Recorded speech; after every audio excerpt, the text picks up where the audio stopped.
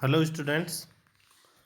आज हम मुगल कालीन समाज व अर्थव्यवस्था के बारे में चर्चा करते हैं। सबसे पहले हम मुगल कालीन किसानों की दशा के बारे में देखते हैं। अनुकूल भौगोलिक परिस्थितियों तथा जलवायु के कारण भारत प्राचीन काल से ही एक कृषि प्रधान देश रहा है। इसलिए स्वाभाविक रूप से मुगल शासन की अर्थव्यवस्था भी प्रधानतः कृषि उपज पर निर्भर थी। आईने अकबरी में रबी की 16 फसलों और खरीफ की 25 फसलों की भूराजस्व दरों का उल्लेख मिलता है। 17वीं शताब्दी में दो मुख्य फसलों तंबाकू तथा मक्का की पैदावार का प्रचलन हुआ। इस शताब्दी के दौरान रेशम उत्पादन का भी पर्याप्त प्रसार हुआ, जिससे बंगाल विश्व का एक बड़ा रेशम उत्पादक प्रदेश बन गया। उद्यान कृषि में भी महत्वपूर्ण प्रगति हुई। इतालवी यात्री मनुकी के अनुसार भारत से निर्यात के लिए मुख्य सामग्री 4 विभिन्न पौधों अर्थात कपास, शहतूत, अफीम एवं नील के पौधों से प्राप्त होती है।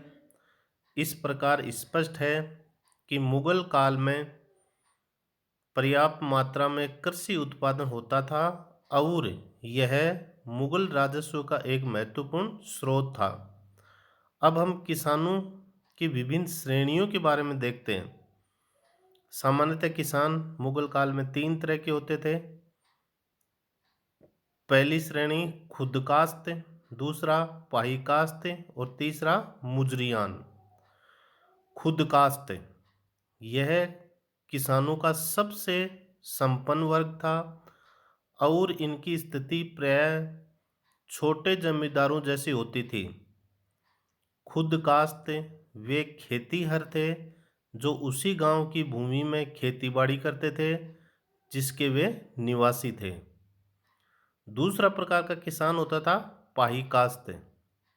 इसका तात्पर्य उन किसानों से था जो दूसरे गांव में जाकर खेती करते थे तथा वहां उनकी अस्थायी झोंपड़ियां हुआ करती थी। तीसरा प्रकार का किसान था मुजरियान। ये किसान अपनी भूमि से होने वाली आय को अपने परिवार के लिए अपर्याप्त मानते थे और इस कारण अधिक भूमि वाले खेती से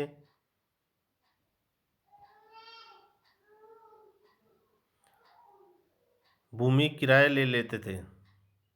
अर्थात मुजरियान वो किसान होते थे जिनके पास हालांकि खुद की भूमि भी होती थी लेकिन वह कम होती थी, जिससे उत्पादन से अपने परिवार का पालन पोषण नहीं कर पाते थे। इसलिए वो अपने गांव में जिस किसान के पास अधिक भूमि होती थी उसको वह किराए पर लेते थे और उसमें खेती करके अपने परिवार का पालन पोषण करते थे। इस प्रकार किसानों की 3 श्रेणियां थी, खुदकाश्त, पाईकाश्त और मुजरियान। भूमिहीन श्रमिक भी होते थे।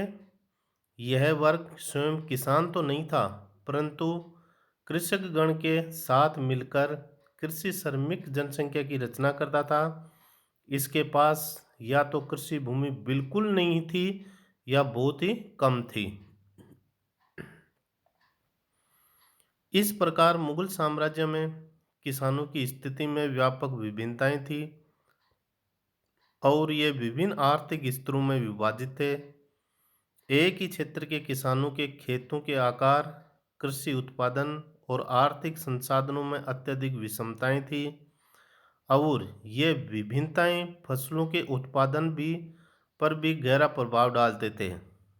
विक्रय योग्य तथा नकदी फसलों जैसे कि कपास, गन्ना, नील, अफीम आदि की खेती के लिए अधिक पूंजी निवेश की आवश्यकता होती थी।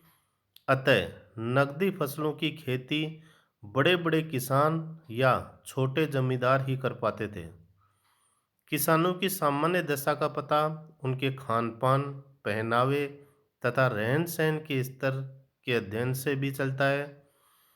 ये किसान प्रायः मोटे अनाज खाया करते थे, जैसे ज्वार, बाजरा, किसारी, सेम, बैगन जैसी सस्ती सब्जियां आदि। इस प्रकार बाबर तथा अन्य समकालीन यूरोपीय यात्रियों ने जनसाधारण के, जिसमें अधिकांश कृषक थे, अत्यंत कम कपड़े पहनने का उल्लेख किया है। ये लोग किसी तरह अपने शरीर को मुश्किल से ही ढक पाते थे। मुगल काल में भी त्योहार, रीति रिवाज तथा तीर्थ यात्रा आदि का किसानों के जीवन में महत्वपूर्ण स्थान था। ये अवसर यद्यपि कुछ समय के लिए उनके जीवन में आनंद और उल्लास भर देते थे, किंतु विवाह, अंत्येष्टि आदि अवसरों पर होने वाले भारी खर्चे अंततः किसानों को भारी कर्ज के नीचे दबा देते थे।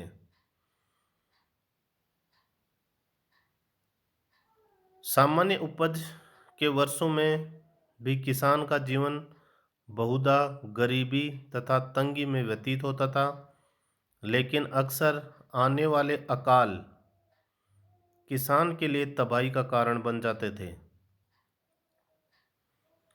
यद्यपि राज्य की ओर से लगान माफी और ऋण उपलब्धता जैसे राहत के उपाय किए जाते थे, किंतु सीमित साधनों के सक्षम ये उपाय तुच्छ पड़ते थे।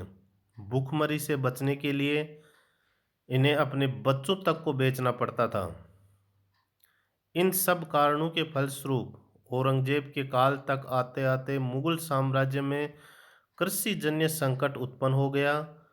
औरंगजेब के शासन के प्रारंभिक दिनों का उल्लेख करते हुए फ्रांसीसी यात्री बर्नियन ने लिखा है कि खेतीहर मजदूर के अभाव में भूमि के बड़े भाग पर खेती नहीं हो पाती है। अनेक मजदूर गवर्नरों अर्थात जागीरदारों और राजस्व अधिकारियों के उत्पीड़न के कारण काल के ग्रास बन जाते हैं।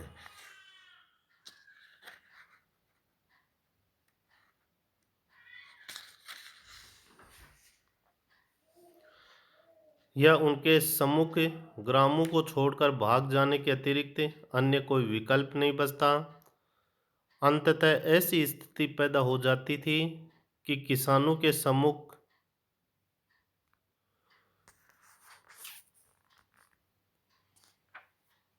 भूखमरी एवं गुलामी सहने और सशस्त्र संघर्ष करने के अतिरिक्त अन्य कोई मार्ग शेष नहीं रह गया था।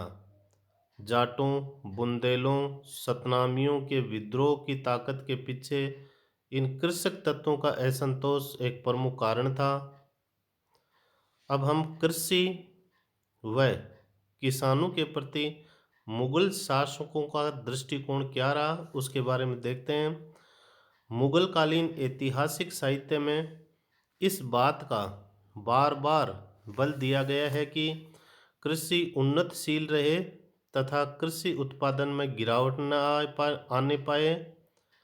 मुगल शासकों की यह चेष्टा रही कि किसानों को पूर्ण सुरक्षा तथा सुविधा प्राप्त हो, जिससे वे निश्चिंत होकर कृषि कार्य में लगे रहें और साम्राज्य की आय में वृद्धि हो, क्योंकि साम्राज्य की आय का मुख्य स्रोत लगान था।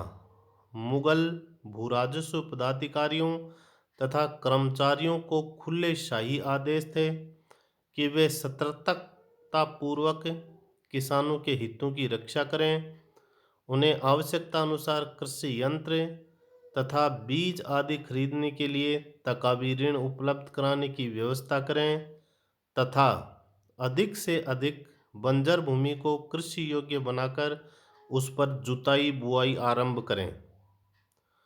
औरंगजेब के एक फरमान में कहा गया है कि यदि किसी देवी प्रकोप या अन्य विपत्ति के फलस्वरूप फसल नष्ट हो जाती है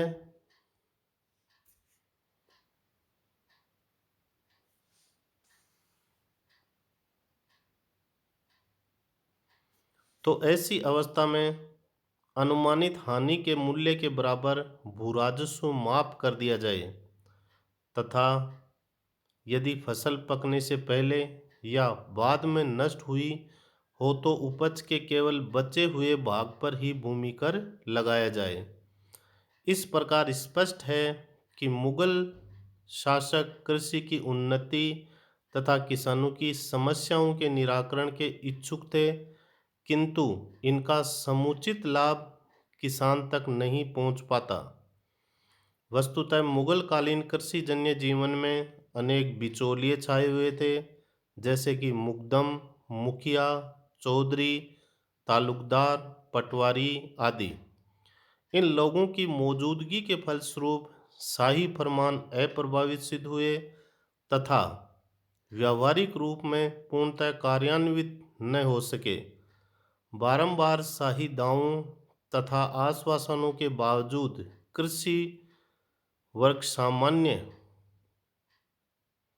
तय सर्वाधिक उत्पीड़ित तथा अवशोषित वर्ग बना रहा। भूराजस्व की अतिरिक्त अवैध मांगों तथा विभिन्न अनुलाभों के फलस्वरूप उसकी उपज के एक बड़े भाग से किसान वंचित हो जाता था और कभी कभी तो यह अवस्था आ जाती थी कि लगान आदि न चुका सकने के कारण उन्हें अपना घर बार छोड़कर दूसरे स्थान पर भाग जाना पड़ता था। चाहे जो भी हो, मुगल काल में किसानों की स्थिति चाहे कितने भी असंतोषजनक क्यों न हो, लेकिन इसकी तुलना यदि हम ब्रिटिश कालीन किसानों की स्थिति से करते हैं तो इन मुगल कालीन किसानों की स्थिति काफ़ी बेहतर दिखती है। धन्यवाद। शेष चर्चा हम अगले वीडियो में करेंगे।